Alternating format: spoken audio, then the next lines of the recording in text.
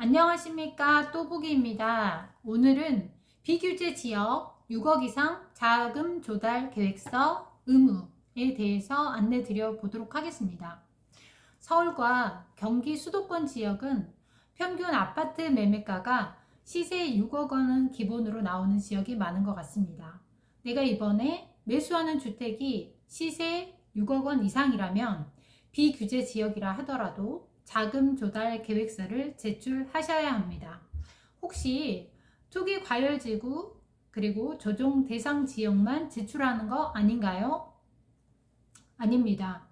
현재 투기 과열지역 그리고 조정 대상 지역은 강남 3구와 용산구를 의미하고 있는데요. 그 외 지역은 비규제 지역이라고 볼 수가 있습니다. 투기 과열지역, 조정 대상 지역은 모두에 해당하고 비규제 지역은 시세 6억 원 이상인 경우에는 반드시 자금 조달 계획서를 제출하셔야 합니다.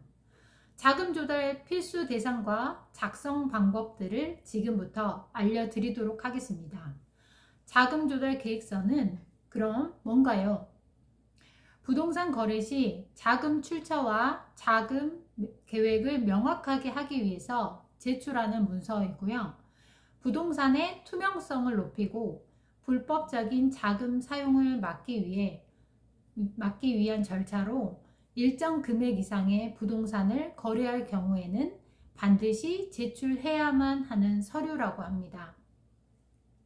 부동산을 매수할 때 어떠한 자금으로 마련을 했는지, 어떠한 방식으로 조달할 것인지를 증빙하는 문서이면서 거래의 신뢰성이 보장된다고 할 수 있겠습니다. 그렇다면 제출해야 하는 대상은 어떻게 될까요? 네, 투기 과열 지역, 조정 대상 지역의 주택 구입 시 개인이나 법인과 금액에 상관없이 모든 주택 거래 시에는 자금 조달 계획서 제출이 의무화되어 있습니다. 그렇다면 그 지역을 제외한 비규제 지역은 개인은 6억 원 이상 주택 거래 시 자금 조달 계획서 제출이 필요합니다. 작성 방법도 알아보겠습니다. 부동산의 정보에는 매입하려는 부동산의 위치, 그리고 면적, 거래 금액 등을 기재합니다.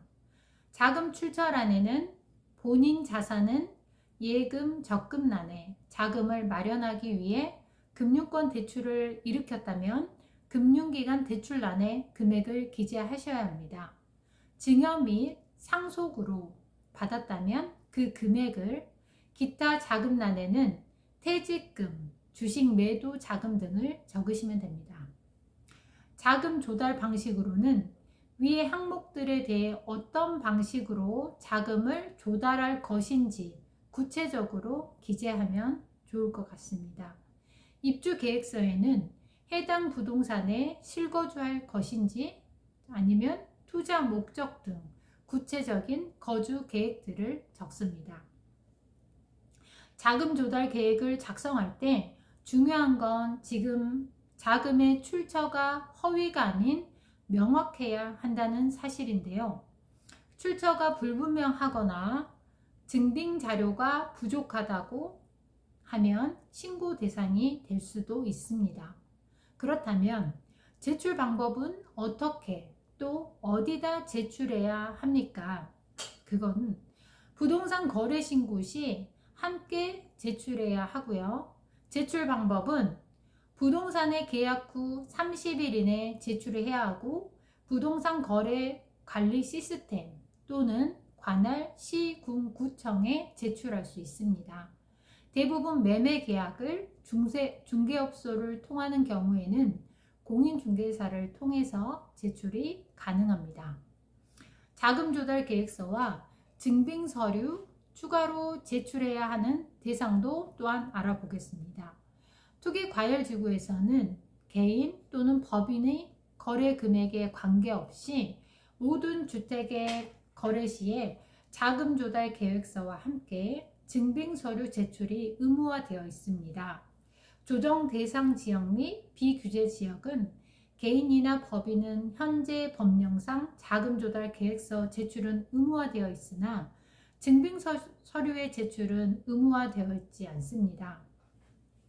그러나 자금 출처에 대한 소명이 필요할 수 있기 때문에 관련 서류는 반드시 따로 준비를 해 두는 것이 중요합니다. 자금 조달 계획서 작성 시에 자금의 출처별로 다음과 같은 증빙 서류를 추가로 제출하셔야 하는데요. 금융기관의 예금액은 예금 잔액 증명서 등을 준비하시면 되고요.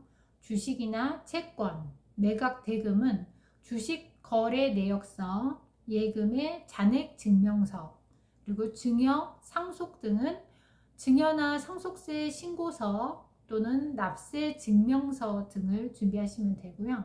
현금 등 그 밖의 자금으로는 소득 금액 증명원, 근로소득 원천징수 영수증 등을 추가로 제출하시면 되고요.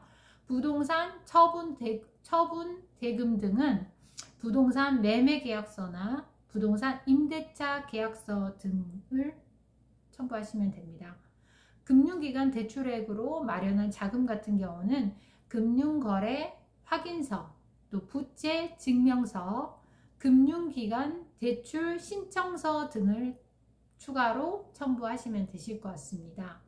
임대보증금 등은 부동산 임대차 계약서, 회사 지원금이나 사채 등의 금전 관련된 것들은 금전을 빌린 사실과 그 금액을 확인할 수 있는 서류를 준비하시면 될 것 같습니다. 그 밖에 차입금, 금전을 빌린 사실과 그 금액을 확인할 수 있는 서류가 필요합니다. 제출 시점에 항목별 금액의 증명이 어려운 경우에는 그 사유서를 첨부하셔야 합니다. 또 유의해야 할 사항도 함께 알아보도록 하겠습니다. 자금의 출처가 명확해야 되는데요. 자금 조달 계획이 모호하거나 증빙 서류가 부족해서 불법 거래로 의심을 받을 수 있기 때문에 예상되는 또 지출을 구체적으로 기재하셔야 된다는 거 알고 있어야 합니다. 그리고 사용 목적과 세부 내역을 기재하는 것이 중요합니다. 또 실제 자금 흐름과 일치하셔야 합니다. 또 거래 후 금융기관 기록과 제출한 자료가 일치해야 하고 불일치 시 세무조사가 진행이 될 수도 있습니다.